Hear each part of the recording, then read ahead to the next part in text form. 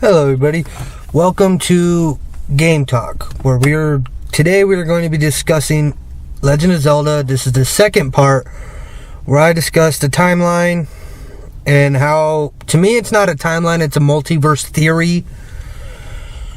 And this topic has been discussed ever since Hyrule Historia came out. It was revealed that there were 3 timelines. That makes it a multiverse theory, in my opinion. It's the same premise.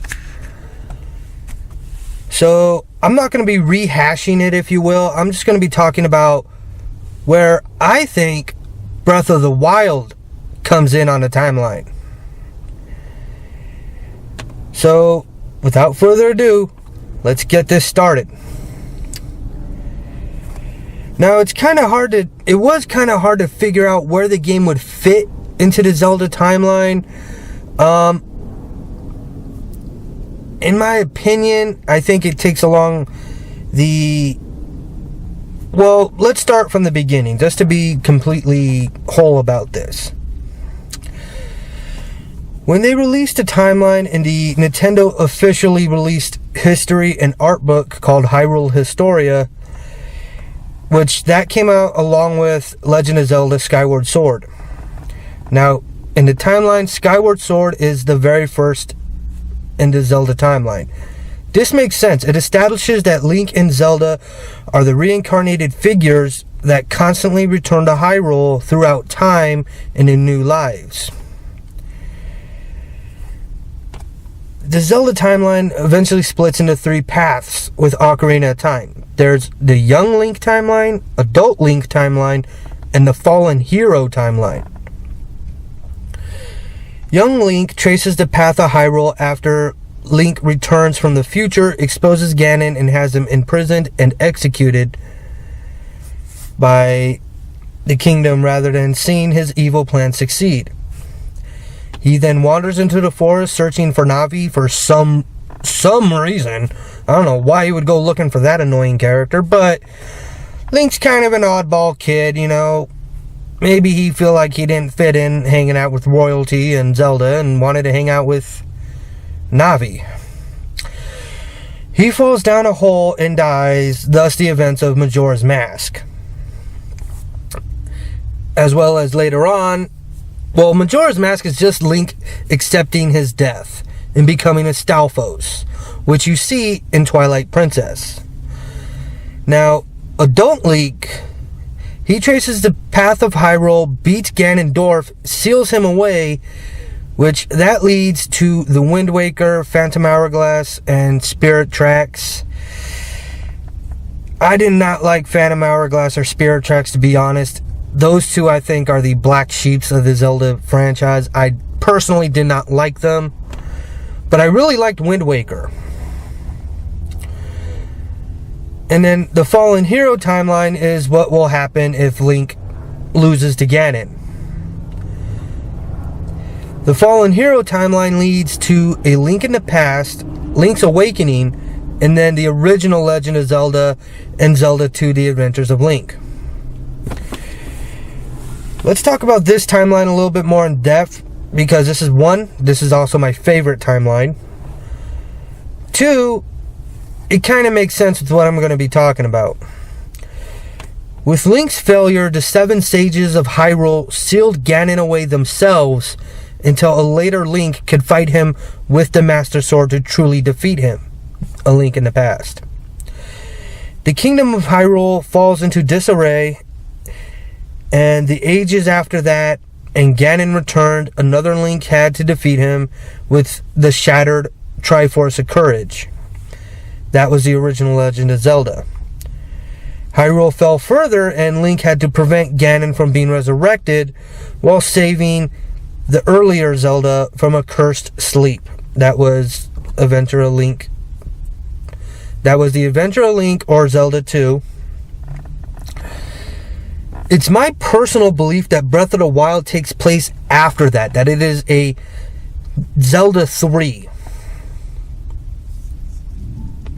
Now, granted, this can change because only 2% of the game world was shown, although I should say supposedly, because again, when it comes to the demo, anything and everything can change from the demo. Anybody that's played Colonial Marines can, and they do in fact understand that. So let's go off with Breath of the Wild. Link naturally awakens from a 100-year sleep. He doesn't know who he is or what's going on. He leaves some ruins to find the land that was once Hyrule. Hyrule has been reclaimed and returned to the wild. Now, in the demo, there are no signs of any towns or humans, except for one old man and the disembodied female voice guiding Link. However, nearby there's an unmistakable ruins of the Temple of Time from Ocarina of Time, which was also seen in Twilight Princess in similar disarray. And in the background is a nightmarish Hyrule castle plagued by the named Calamity Ganon. I like that name. I think it's just absolutely a great name to call him. Hyrule Kingdom used to be there. That's what I'm thinking. But it's gone now. The old man laments that it fell into ruin long ago, which this isn't the first time we've seen Hyrule fall, but it's the first time we've seen it fall dry. The gods of Hyrule sank the land under an ocean before the events of Wind Waker, when Ganondorf returned and broke free from the seal that held him. And it didn't dry out until generations later in Spirit Tracks. And even that was after a pilgrimage where Link led the human saviors of Hyrule, or survivors of Hyrule, to new dry land. Breath of the Wild shows that Hyrule is a long gone kingdom. I didn't see any towns. I didn't see any humans. The land is overrun by wilderness, wildlife, ruins, and the goblins. It's kind of like how the original Legend of Zelda looked and depicted Hyrule. But the Dying Kingdom still had some presence in that game. It was still kind of there. And in the supporting text and premise, Zelda is living, and Link doesn't see Hyrule Castle in the game. In Breath of the Wild, there's no question, Hyrule fell long ago. The Temple of Time exists and is in ruins. So that means it takes place after Ocarina of Time. So that could also mean that it takes place before or after Twilight Princess, which shows the Temple of Time in a similar state. But that doesn't fit because Hyrule is clearly and decisively gone. It isn't simply a castle in the distance with a forgotten old temple. Both the temple and kingdom are in complete ruin.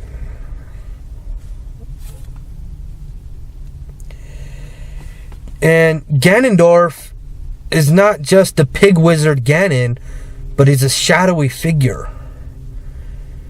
That means he's already transformed into Ganon and was defeated or sealed after that.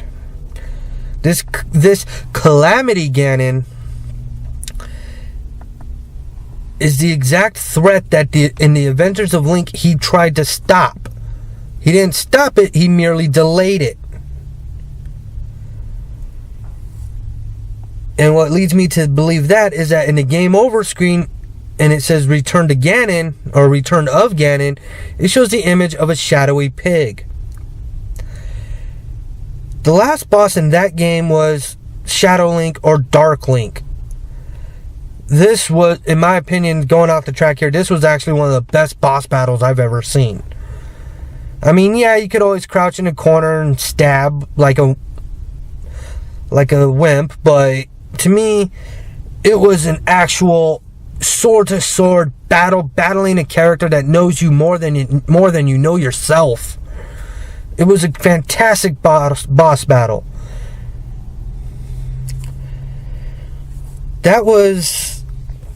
We saw that play out a little differently in Twilight Princess and in the Young Link timeline.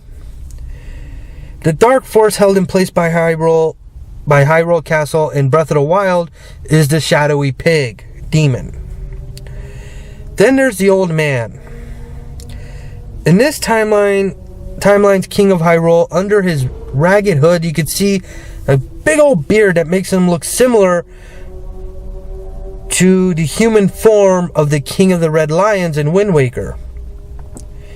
But he gave up his human form to look after the sunken Hyrule in case Ganon ever returned. This King of Hyrule still has his health, but has no kingdom to rule in Breath of the Wild. He does have his blood, however. And that's the only thing keeping Calamity Ganon in check.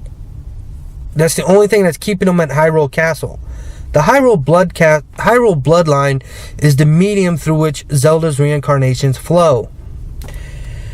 The royal family is part of the force that keeps the land safe from catastrophe, or at least it helps it recover after the catastrophe. Then there's also the distinct lack of the Triforce anywhere in the demo. Again, it's just a demo, so things can change. Matter of fact, I don't think I see any Hyrule imagery ever anywhere throughout that thing. And the Triforce isn't even mentioned. Nor is the Triforce and Bird Cresta Hyrule anywhere to be found. The runes are covered with the Sheikah crest, which Ocarina of Time fans will recognize as the Lens of Truth. It's actually one of the most important items Link gets at the start of the game. It's called the Sheikah Slab. It's an artifact with the crest on it. It serves as a compass and a scanner. Let's go on. Then there's Impa, who is Zelda's handmaiden. She played a major part throughout the Zelda series. Her first big role was in Zelda 2. She guided Link to find the sleeping ancient princess. Impa is a Sheikah, possibly the last of her kind, depending on the bloodline or the timeline. The Sheikah were guardians of both Hyrule and the royal family for generations. This stretches all the way back to Skyward Sword. The power of the goddess of Hyrule flows through Zelda and the royal family, but it's the Sheikah who know what to do with it. In Skyward Sword, Impa protected Zelda by hiding her in time. Ocarina of Time's Impa protected Zelda by training her to move in disguise as a Sheikah warrior. In Zelda 2, Impa looked after the sleeping princess after Link appeared. The Impa in the Oracle games looked after Link himself as he tried to save distant lands. She's only prominent in the Fallen Hero timeline, Skyward Sword, and Ocarina of Time. She only plays major roles in the Fallen Hero timeline, and that's it. So that's a huge factor, in my opinion, on where it falls.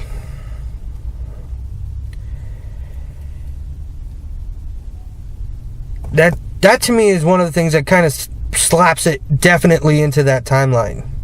Well, to be fair, the Sheikah slab and the ruins you see in the game could hint that it takes place much, much earlier in the timeline, and reminiscent of pre-Hyrule civilization, such as in Skyward Sword, civilization that fitted Fi, that created Fi, the goddess sword, which became later on the Master Sword. However, both Hyrule Castle and the Temple of Time have been built in the latter.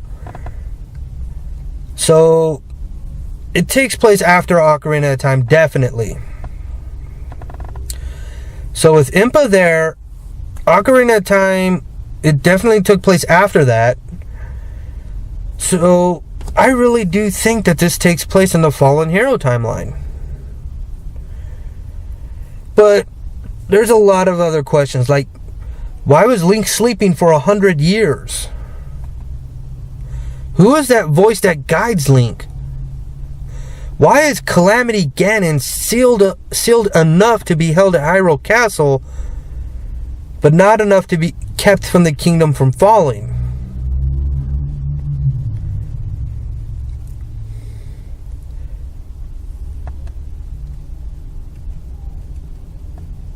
But there's also one other theory going around that I do have to address, which I think is a little far-fetched, but I'm going to address it anyway. There's a theory going around that the old man is the true Link, and that the Link that woke up from a coma is a brainwashed imposter, such as Shadow Link. That yes, in this theory they say that the old man is the true long gone hero who wants to teach Shadow Link how to be the hero.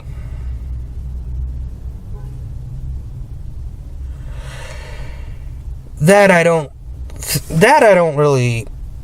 don't get that theory at all. But I'm finished with dealing with The Legend of Zelda.